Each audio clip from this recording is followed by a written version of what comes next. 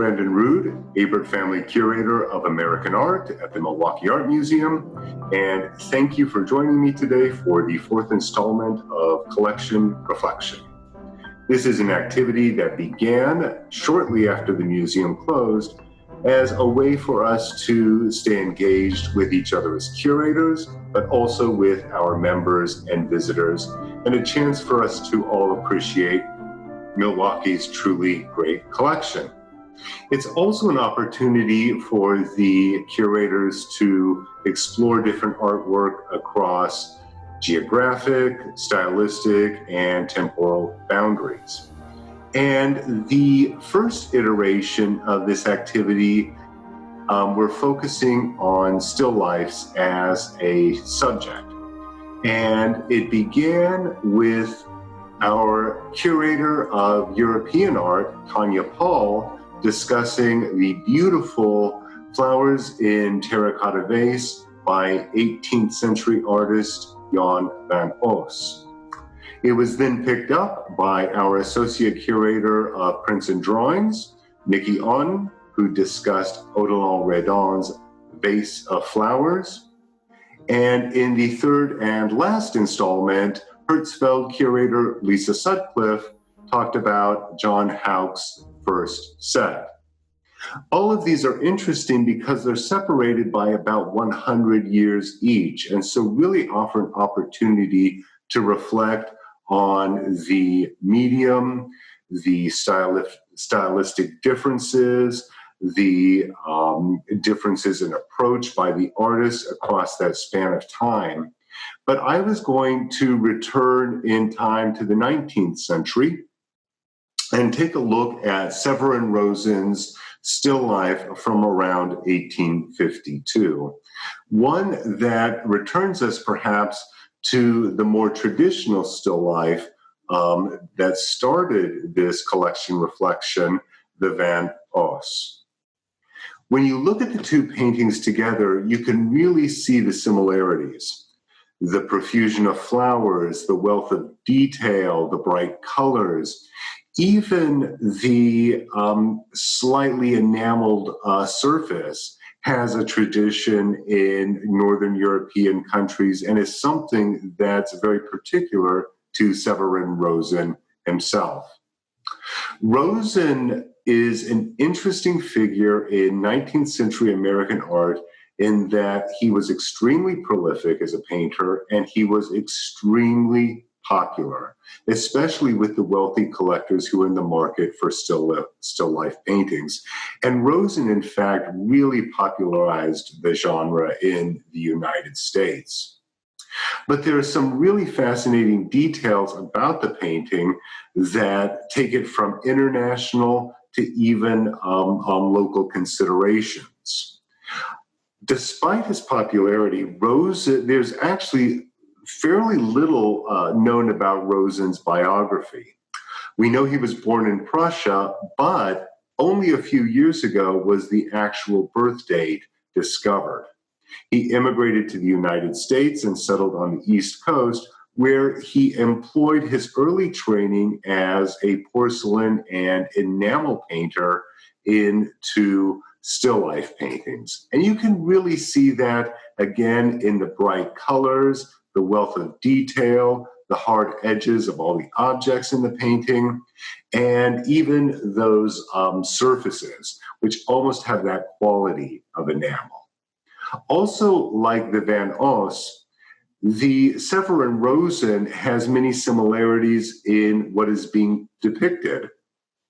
Not just the wealth of flowers, the way that there's a pyramidal formation, the way that it all kind of flows and cascades down, but also if you look at the bottom left of the Van Os, you'll see this wonderful bird's nest with eggs in it.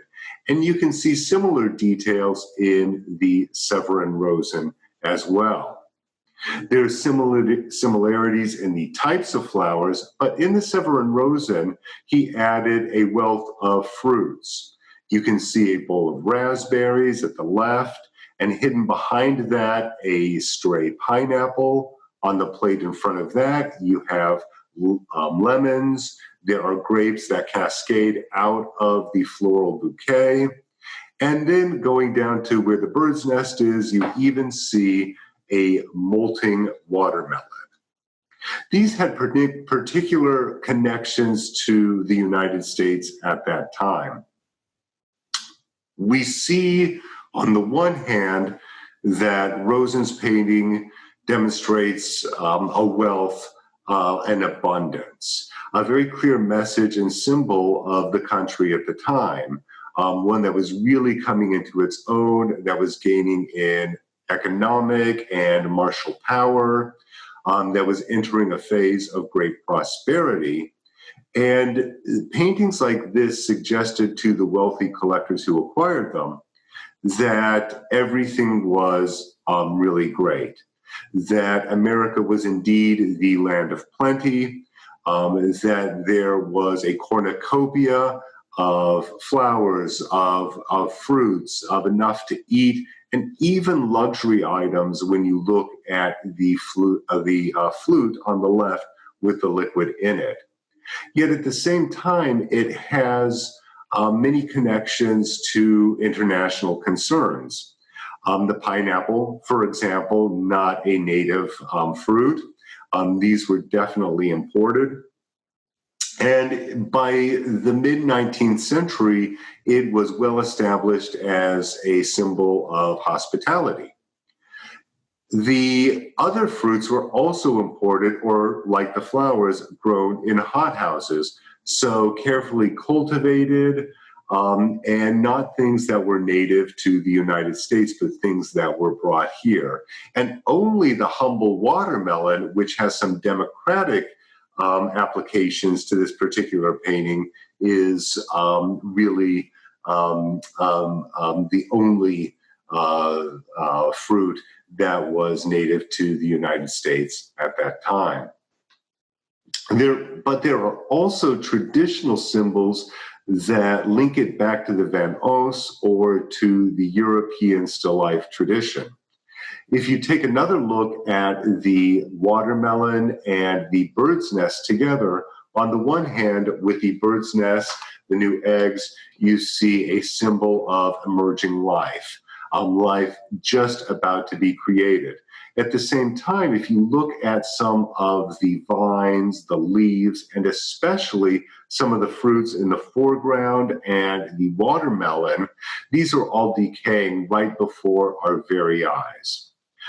So you have this symbol, this great tradition in still lives of life and death, of rebirth and renewal on the one hand, and of plenty, and then decay and death on the other hand. At the same time, there are also these really wonderful local connections to the painting. Of course, it was owned by a local family who gave it to the museum as a gift. So evidencing the popularity of Rosen and his still lifes and everything that goes into them. But at the same time, it also has specific applications to the industry of the United States and to Wisconsin and Milwaukee at that particular moment. By the mid-19th century, beer was becoming a product of industrial production rather than domestic production. And you look at the flute in the detail on the left there, and what it initially appears to be champagne is actually beer. And this is another reference balanced out by the watermelon to the more democratic taste. Everyone was consuming beer at that time because water was not readily available in a clean or pure form. Because of the industrial manufacture of beer, breweries and ways to transport the beer to larger cities and even more remote areas came into production. And of course, that's something that is extremely relevant to the economic history of Wisconsin and Milwaukee. So taking a larger view back, of the painting, you can again see these wonderful international connections. On the one hand, this artist born in Prussia, immigrating to the United States at the outbreak of the Prussian Wars. The objects on display, the flowers, the pineapple, the grapes, all of them imported or cultivated in hothouses, international symbols themselves of hospitality and dining. Then you have these wonderful local connections of beer and beer production and brewing, so relevant to the history of Wisconsin and Milwaukee. So with that, I want to thank you for joining me today for this tour of Severin Rosen. And with that, thank you very much and enjoy.